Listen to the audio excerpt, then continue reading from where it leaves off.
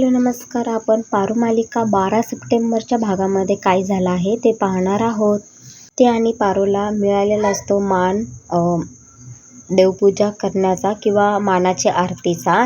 त्यामुळे तिला अंघोळ घालण्यासाठी सांगितलेले असते मस्त मालिश करून. आणि मग आदित्यचं उरकून होतं, मालिश वगैरे करून होती. आणि ते झाल्यानंतर मग प्रीतमलाही मालिश करून घ्यायची असते प्रियाकडून. आणि मग त्यांनी प्लॅन केलेला असतो की पारूसारखी साडी वगैरे घालून तयार होऊन प्रिया तिथे येईल आणि मालिश करेल. आणि मग मालिश सुरू होते.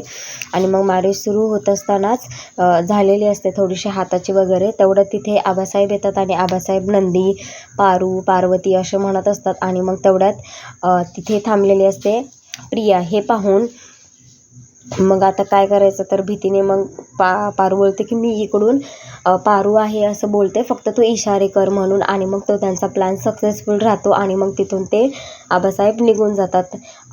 शोधतात की पारूने खूप छान प्रकारे हँडल केलं म्हणून. आणि मग परत प्रिया प्रीतमला मस्त मालिश करून देते आणि मग त्याला तिथेच अंघोळ घालते. इथे सीन चेंज झालेला असतो आणि दामिनी एकत्र आलेले असतात. आणि मग दिशा सांगत असते की मी तुला इथं कशासाठी बोलवलं आहे तर तुझा डाऊट खरा होता.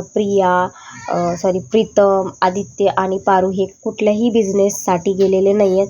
ते एका फडतूस गावामध्ये गेलेले आहेत. त्या गावाचं नावही ती सांगते. आणि मग दामिनी बोलते की तुला वाटत होतं ना मला डोकं नाही आहे, पण मला ॲक्च्युअलमध्ये डोकं आहे आणि मी तुला खरंच सांगितलं होतं की हे त्यांचा काहीही बिझनेस प्लॅन नाही आहे. तर बोलते की तू करशील का माझं तेवढं काम, तिथे जाशील का, बघशील का ते काय करायला गेलेले आहेत म्हणून.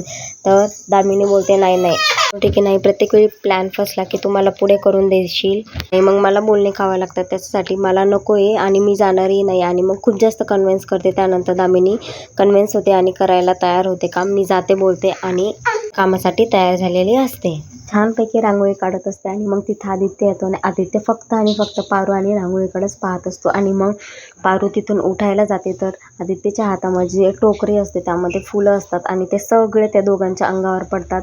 आणि आदित्य म्हणतो की रांगोळी खूप छान झालेली आहे. तर मग पारू बोलते की तुम्ही आजकाल माझं कौतुक खूप जास्त करत आहात. तर तो बोलतो तुझं नाही, मी रांगोळीचं कौतुक करत आहेत, खूप छान रांगोळी काढलीस तू. आणि मग ते दोघंजण खूप छान प्रकारे एकमेकांच्या ह्याच्यात असतात. आणि तिथे मग सीन चेंज होतो. बोलते की आता सगळं झालेलं आहे, फक्त हार करायचं राहिलं, तो हार मला येत नाही. मग पारू बोलते ठीक आहे मी करून देते. आणि मग तो हार विणायला घेतात दोघंजण. आणि मग हे पाहून प्रीतम होतो की खऱ्या नवरा बायको सारखं सगळं करत आहेत, खूप छान वाटत आहे, ह्यांनाच नजर नको लागायला म्हणून हे करतो.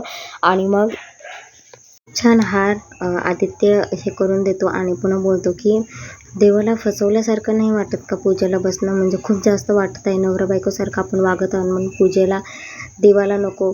मग पारू बोलते की आपण हे कशासाठी करते, आपला हेतू काय हे देवाला सगळं माहीत असतं, त्यामुळे तुम्ही काहीही टेन्शन घेऊ नका. आणि देवाला माहिती आहे की आपण हे सगळं काही कशासाठी करत आहोत, त्यामुळे तुम्ही काहीच टेन्शन घेऊ नका. आणि इकडे प्रियाचा भाऊ मस्त मकर वगैरे करत असतात, ते सगळं सामान लावत असतात. आणि मग तिथं तेवढ्यात प्रीतम येतो आणि प्रियाला पाहून खूप छान दिसत असते प्रिया, तर त्याला लय खुश झाल्यासारखं वाटत असतं. मग तो तिच्यावर फुलं फेकत असतो आणि 1-2 फुलं फेकल्यानंतर तिचा भाऊ उठतो आणि त्याला पाहतो लपलेला. हे तिच्या भावाने पाहिलं की नाही हे पाहण्यासाठी असंच माझ्या चॅनलला लाईक, शेअर आणि सबस्क्राईब